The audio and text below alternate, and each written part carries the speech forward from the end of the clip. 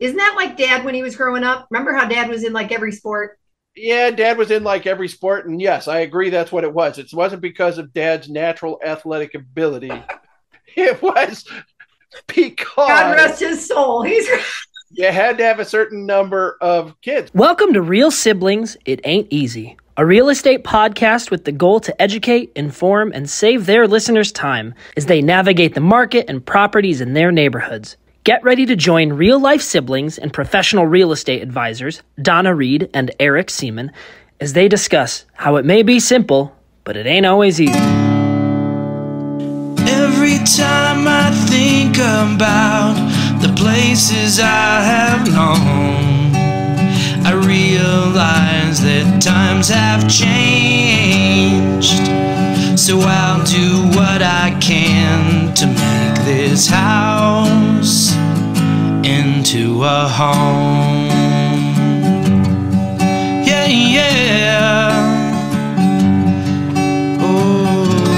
Hi, everybody. Welcome to Real Siblings. It Ain't Easy, a real estate podcast that just ain't typical. I'm Donna. This is Eric, and we are the Real Siblings. We are both professional realtors with Keller Williams, and I am in Tucson, Arizona. He's in San Antonio, Texas. In this podcast, we blend lifestyle with real estate. And as we do that, we work to communicate, educate, connect, and entertain, because that's our best thing, entertaining our listeners.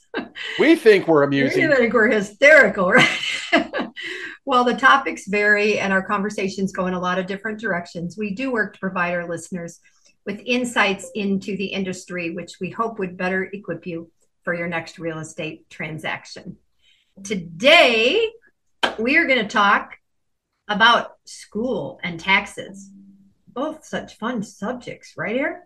Right, fun subjects, but it's because it's August, and August is back to school.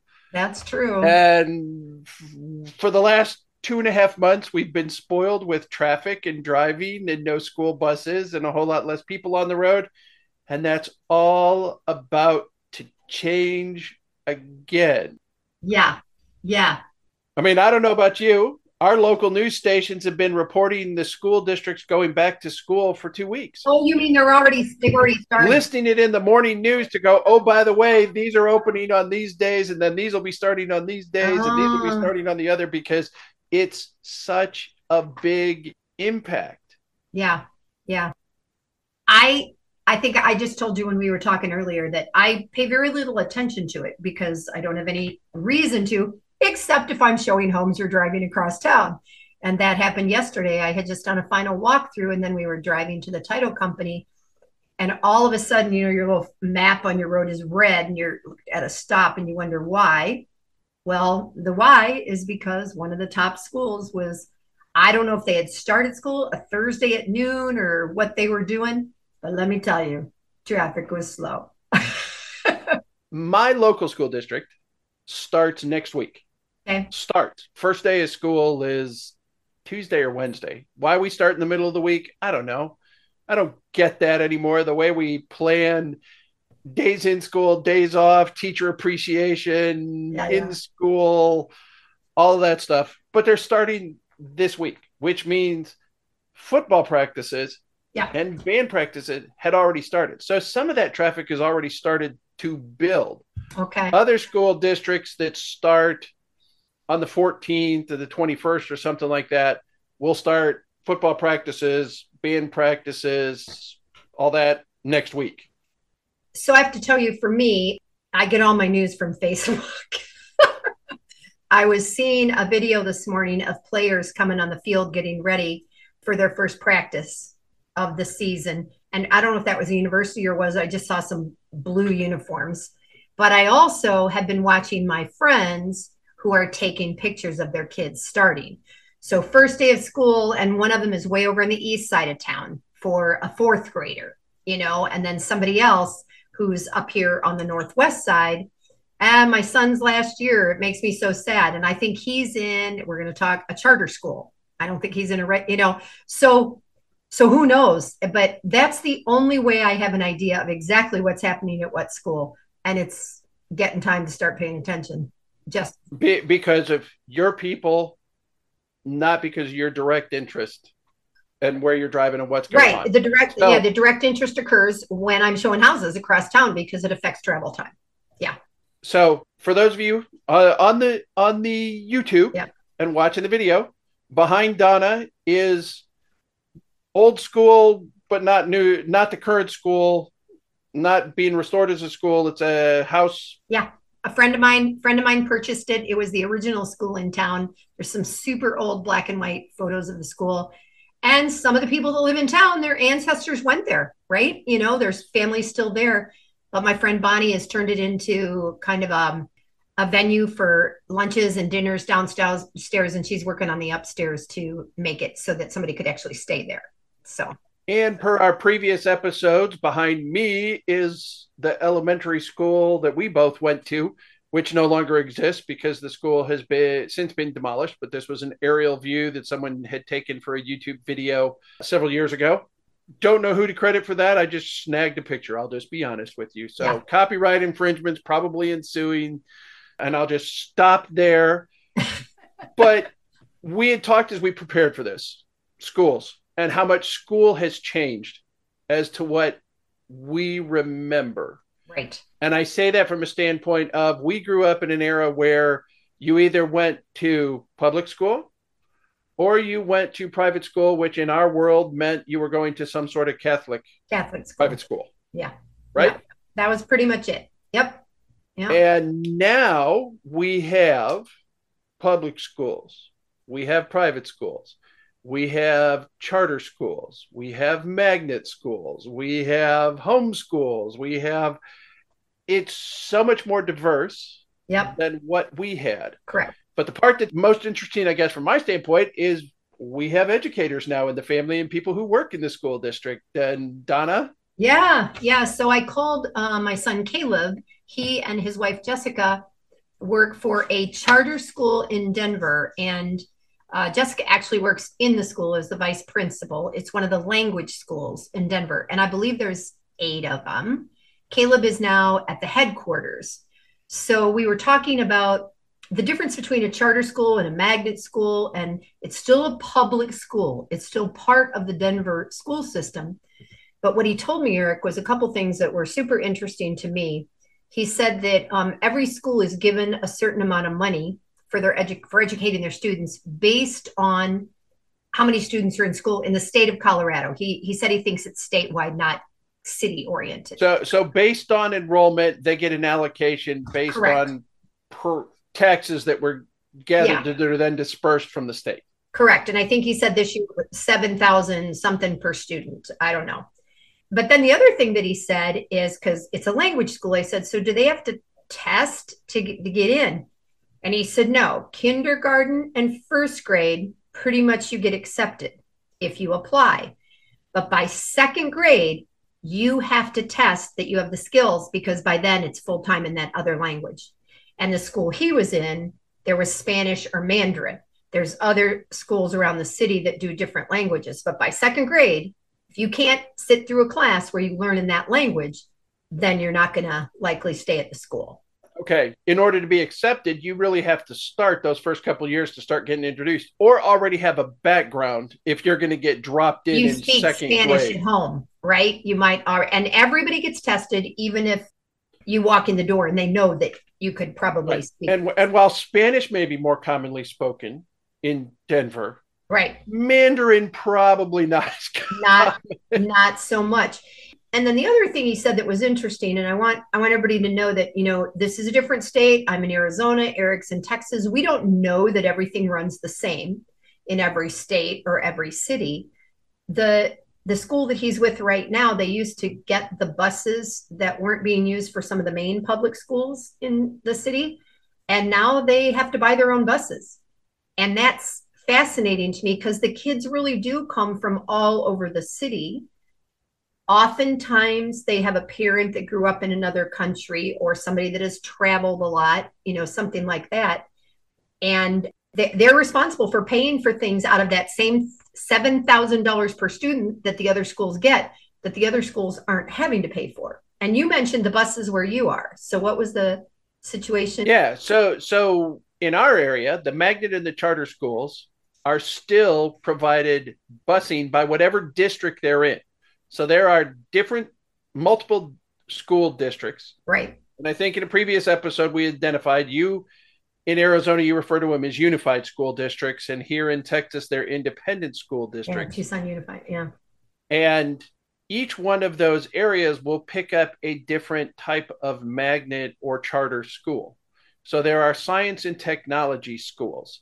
Science and technology attached to Northside. There is a medical-based magnet school. Oh, that's interesting. You can get the public buses to them. However, if you come from outside of the district, your parents have to get you to where the bus picks up within this school district where the magnet school exists in order to get transportation.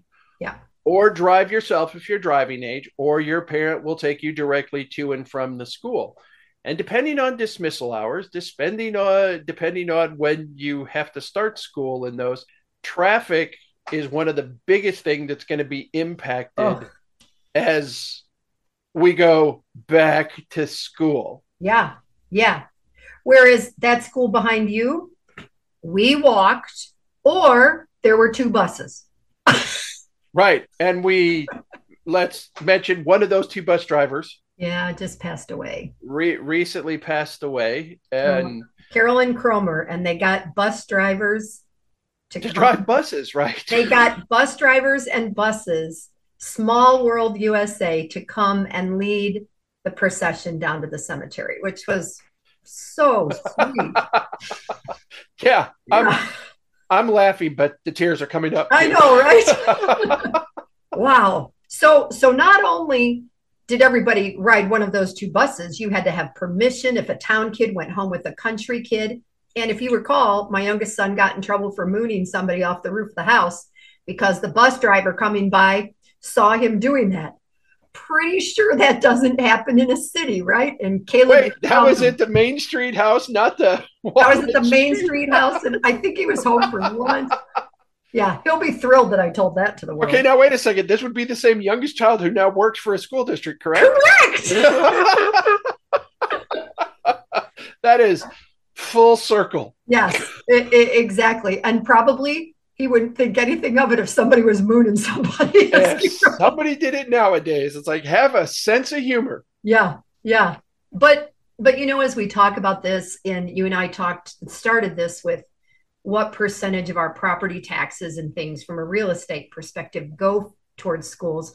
Part of the reason that the school behind you no longer exists, and 2 or 3 others in Fremont, is because there are smaller families.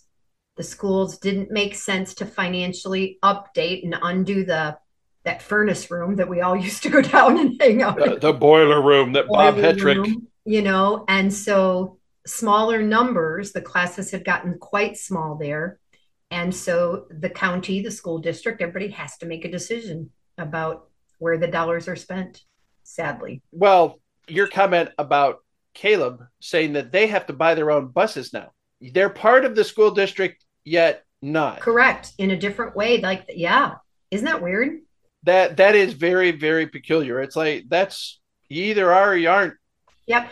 Well, and Eric, we're not talking to anybody in New York City or anything like that, but think about the city kids in big cities that get on city buses and go, whether that's here in the States or whether that's in Europe or whatever. It's just normal to take the public transportation. I don't know that anybody in Tucson takes public transportation. Very, very few. Our public transportation in San Antonio is subsidized. It can't support itself. Yeah. It's a necessity. Right. But it also can't support itself. Yeah. Yeah. Otherwise, no matter how much we keep investing into glorified, more extravagant super connection hubs. Wow, that was a sentence. So you and I glorified super connection hubs. Super connection. Is that like that's not a thing? It feels like a round. It's not a thing. Feels like a roundabout. So you did. So we're talking taxes, and of course, we also mentioned that this is a big part of what you pay for property taxes. It's the single biggest portion. Right. And you said you did the math on your side, and it's what? Yes. So I ran the numbers for it. I live in Pima County. And that of a $1.4 billion budget or something, 904, almost 905 million go towards a variety of projects, including the schools. And of that 905, 63% of it goes towards the schools, the Pima Community College, which has 5 or 6 campuses, and a couple of other things. So I didn't get a breakdown specifically for public schools or per student, but it was just under 574 million of the 900. And that also, you said that supports the community college. So there is, within San Antonio, there is the Alamo City College District. Okay. And it's a variety of campuses all over town. Yeah. But they are not supported through those. They come from a different fund from the state. So it's a public institution. Public institutions get a certain amount of money from the state, but it is not allocated like where my property tax statement says, Bandera Independent School District. That's it. Boom. This is how much is going to the school district. And for me, on an individual basis, I didn't look at it globally. Right. How does that impact me, who doesn't have and has never had any students in the Bandera School District? Right. Because that's the next part we go to. Yeah. But for me, just doing the math quick, when you said, hey, we're going to start this, 56% of my total tax bill goes to just my public school district. Did you pull out your taxes and look at it to see that number? Yes, I went to the appraisal district and looked at the numbers. I don't know the answer to that. I clearly could, I could clearly look it up. It would be interesting to know what percentage.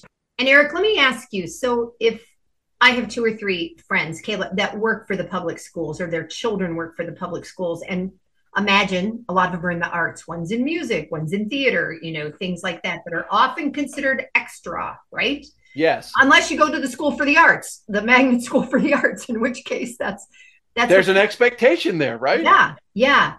But what I wonder is how, for us and for how many around me just still go to the local school. Like the one so Marana, which is as you're going north up to Phoenix from us, you've driven up to your daughter's up there. As you get north, and we're expanding that direction into what used to be cotton fields, and it's growing and the infrastructure's coming in. That is a huge mix now. It's a huge mix of the kids that are way still out on ranches, the people that are down the backside of the mountains by Old Tucson. So they could be kids from the reservation. And then also now this community that's growing, that's suburb. More affluent or upscale, would you? Yeah. Not crazy, but yes, suburban. And so you get into that school, which is a public school. And if you choose to go there, it's a huge mix of people, which I, as a person who likes diversity, I find that really cool. We were the small town kids. We were the country kids when we went into Fremont, right? We absolutely were. Absolutely were. Yeah. So we have talked about our father in the past being a bit on the frugal side of things.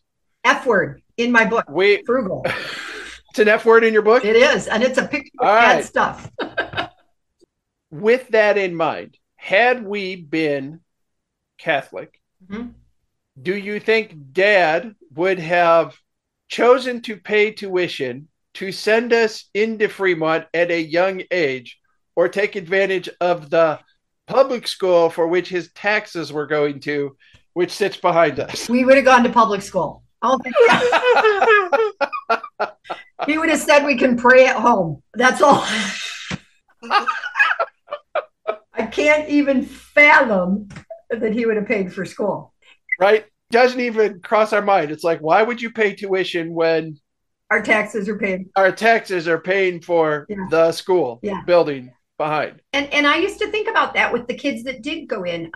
Becky Randolph, right? That group, some of the Randolphs went into St. Joe and St. Anne's.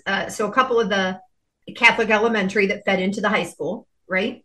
And I don't know, if buses came, we'll have to ask a couple of them, whether buses came or whether mom and dad drove them. I don't know. See, there's more of that we can't even misremember because it wasn't part of our lives. Right. So we can just make up whatever we want. They hitched a ride. They threw out a thumb. Our truth. Oh, they're on 590 into Route 20, down, dumped off somewhere on State Street, and walked over to St. Joe. There we go. Well, they're going to love hearing this story. We might need to interview them next year if we get back there to do these interviews. Oh my goodness. Okay, so you brought up the fact that, or we've now mentioned public schools and private schools.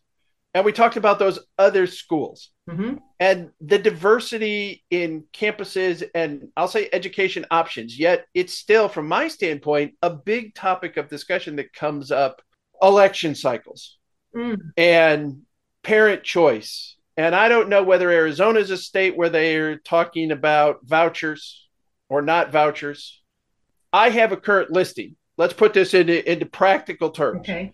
Because there's boundaries that are drawn geographically, which end up making no sense. And I have a rural farm listing right now that the only way to get to this house, which sits in Kerr County, which is adjacent to Bandera County, is to leave out of Bandera County and drive up to Kerr County. Okay. It is a dead-end street that's almost 6.5 miles long. The house sits at 5.5 miles. The school district that this is part of is called Comfort Independent School District. Comfort is a town. In order to get to Comfort schools, you would either need to drive back down into Bandera County on Bandera Highway, drive past the Bandera Independent School District to get to Comfort, or you go the opposite direction, go through the Bernie Independent School District in order to get to the school. That means you have passed up two public institutions which are easier to get to and closer. And if for some reason you actually have to get there is no bus that's going to run there. There's just not. Yeah. I called and I asked the district. You would have to drive your child to the closest spot where a bus is picking somebody up, which is probably close to 20 plus miles, and you've already passed both of those school districts in order to get to someplace. If you actually drove to the school, 41 to 42 miles one way, an 84-mile round trip. So are those kids allowed to go to Bandera or Bernie? They are. So I had to make those calls. I wanted to be informed on this. So I made this is your listing that we've talked about. Right? And this is my listing. Yeah. And they could get into Bandera, which would be the closest. However, there has to be room in an individual class based on in-school district enrollment. So you may be able to get in the 10th grade, but by the 11th grade, because things have changed, you may not be able to continue to attend the high school because the class size has changed. Really? Outside of your control. So it has to be on a per basis exception. And so now you're going, here I am in this predicament with a house where the largest portion of my property taxes are going to a school district that I can't get to and can't support me. Wow. Has that come up yet in your showings and stuff like that? Or no, it has not, but it's certainly something that I was researching prior to putting the listing on. So I had some idea what was going on and what the answers were. Wow. And then of course it's like, well, this is an area that probably isn't going to have a family, but it's large acreage. It's a family farm. It's got multiple bedrooms. Wow. Doesn't mean that those bedrooms are going to be filled with adults or near adults. You know, I have to tell you, whenever I drive, if I do the diagonal thing going up to like Dan and Eleanor's in Kansas, and so I go up to Albuquerque or something, and then across the Oklahoma Panhandle and up that way. And even in northern New Mexico, and you're out in the middle of nowhere and there's ranches, and you're wondering, are they homeschooled? Do they go to a school? Do they do internet school? Like I always wonder, because there's thousands of acres with a house or two, right? Right. And clearly they're being educated somewhere, right? I mean, they are, and that's why in West Texas, where you get more remote, they have these 6-man football teams. In order to field a team, you play 6-man football, and almost everybody plays the entire game. Isn't that like Dad when he was growing up? Remember how Dad was in like every sport? Yeah, Dad was in like every sport, and yes, I agree that's what it was. It wasn't because of Dad's natural athletic ability. It was because... God rest his soul. You had to have a certain number of kids. Well, and that's why our great nephew Yep. was playing. Yeah, that's true. Why did Gabe start playing? Because they needed him to field a team That's true. in the Lynn school What district. was it, like so there are 7 or 8 kids that graduated or something? I just graduated. areas that are that remote. Yeah, graduation ceremonies, they all fit in a single line of chairs on the stage. Wow. And we thought we were from a small town, right? And we thought we were from a small town. Wow. Wow. We sure did. Okay, so the other part of this that near and dear to me is the traffic. Mm-hmm. Because I had explained to you, there's lots and lots of, in a growing city, Mm-hmm. cities are constantly under construction. Yeah. Either building buildings or improving roads and making changes to roads. And the closest high school to me headed into San Antonio, part of the North Side Independent School District. Okay. And they have decided that the best thing to do to improve traffic flow is to create what's called a super street. And a super street now means you cannot make a left turn. Everybody has to make a right turn from any kind of entering road, go down someplace on the road to a traffic light and go through an authorized U-turn lane. Right. And head the other direction. That means the main access for buses to this high school are now cut off. You can't cross the intersection to get to the high school. You cannot cross that intersection to get your kids to the elementary school. Parents are going to have to drive or school buses to this intersection, make a right-hand turn, get into the turnaround lane. Yeah. School buses, based on how the lights are timed, are probably going to be able to get 2 school buses through any given light change and get these kids to school, or parents to get to school. And the reason I'm bringing that up is because I don't know about you, but if you're within 2 miles of the school, buses are not picking you up. It is the expectation that parents are getting you to and from the school. So part of the traffic build is all of these parents who are on the road taking their kids to school to drop them off, and then at 3:00 in the afternoon, showing back up to enter a line to pick their children up. Yeah. To take them home, because kids aren't going to walk 2 miles. Yeah. Right. Same here. I mean, it's close. Remember Caleb, when we moved here, he rollerbladed to school, and we had maybe 3/4 of a mile from where we lived. Right. And I mean, we had to walk all the way across the railroad tracks in Lindsay. So far. We didn't live close like those Haas kids. So far. Oh my gosh, that's fun. And so what does that mean? I had to look up the numbers. Okay.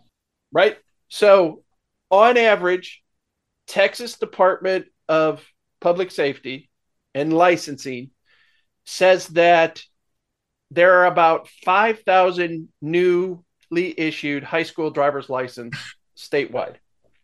Statewide. Every single month. Oh, okay.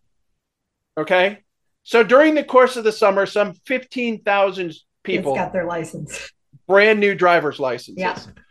And while there's been some driving, rush hour traffic at school is very, very different than what we've experienced for the last 2.5 months. So add in the construction, add in all these new drivers, add in, heck, I don't know about you, but every school district sign that I drive by said we're hiring bus drivers. Wow. So you got newly licensed bus drivers out there too that have only ever driven a bus with no kids on it.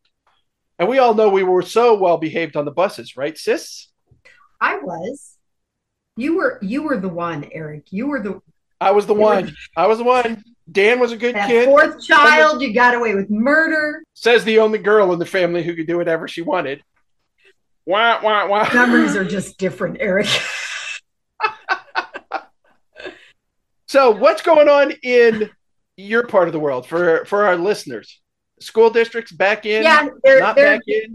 Some of school districts still starting in September. Yeah. Does that even happen anymore? No, everybody here will be in August. The university is, coming in. People came in from other places a week or two ago, moved their kids for college if they already had rental, but they were going to new places because everybody's starting new leases and things like that. And one day I will take a route where I know there's a school and I will have forgotten it. And then I'll probably be swearing in the car because. And you'll pull your hair out. Like yours. I'll be like, no. Yeah. And the turn lanes, the drop off, all that we just never dealt with. And I I don't know, at Ross in Fremont, I would think we could, predominantly they either drive themselves there and park, or they ride. At that point, especially for the high school, there's no drop off. Well, and it was small enough that if you didn't drive, your parents didn't drive, you got to ride with somebody else. I mean, I rode with Mary Smith. Oh, did you? Yeah. That's interesting. And Dan and I rode together for a bit, and then now and then with Karen Rogers, trying to think who else, but interesting. Yeah. So yeah, they're getting back, and somebody said, well, shouldn't they wait till it cools down? And I'm like, then it's like November. Like, there's no use waiting. Everybody has air conditioning, and it's going to be the same. It's going to be hot. And those kids start their sports. Like you said, they're out. Hot, humid, dehydrated, heat injuries. Yeah. Watch this, watch that. We're getting all of these, hey, extreme heat announcements, but football practice is going to be taking place. Yep. But that honestly is part of the reason I got to bet more of your affluent high schools have got indoor practice facilities. I don't know about that. I don't know. I've thought that all along. Every kid that plays soccer here and stuff, they're playing, either first thing in the morning at the crack of dawn, they're going to swim before, or they're playing at 6 or 7 at night. And it can still be 100, 105, sometimes in the dark in the middle of the summer, which then it's cooled to a pleasant 90, which, by the way, I love where I live for about 8 months. Which is why you have those migratory. Yes. Yeah. That's why. Four-legged birds. That's right. That's why. Or two-legged birds. What did you say? That's why I said four-legged in that one thing. Yeah. Yeah. So, all right, brother, why don't you wrap us up? All right. We want to thank everybody listening, joining us. We do not take it lightly that you take time out of your day to spend some time with us. We appreciate that you are committing that time and listening to our podcast. As we call it a day, hopeful that our insights, discussion about schools have made you maybe think, be on the lookout, pay attention to what's going on in the changes in the traffic patterns. Love to know what you think from a taxes, traffic, whatever. Our goal is to edutain you and give you some practical insights into our industry. As a final reminder, we're both realtors. We both work for Keller Williams. Donna is in Tucson. I'm in San Antonio. We are here to assist you, and we can connect you with real estate agents around the country and around the globe should you need assistance. Remember, maybe simple, ain't always easy. And I'm Eric. And I'm Donna. And we are Real Siblings. Thanks all. See ya. Every time I think about the places I have known, I realize that times have changed. So I'll do what I can to make this house into a home. Yeah, yeah. I'm Annabelle, and I want to thank you for investing your valuable time in listening to Real Sibling. It Ain't Easy. I hope you found this episode informative and enjoyable. There are several ways you can support this podcast with my Grandpa Eric and Aunt Grandma. Please take the time to like, follow, and subscribe. Additionally, leave them a 5-star rating along with a review on your preferred podcast platform. The final thing I would ask is that you recommend this podcast to a friend, a family member, or an associate. Your engagement is critical to their ongoing success, and they look forward to connecting. Check out the show notes Grandpa put together with their contact information, including emails, phone numbers, and website. And remember, the Real Siblings look forward to hearing from you.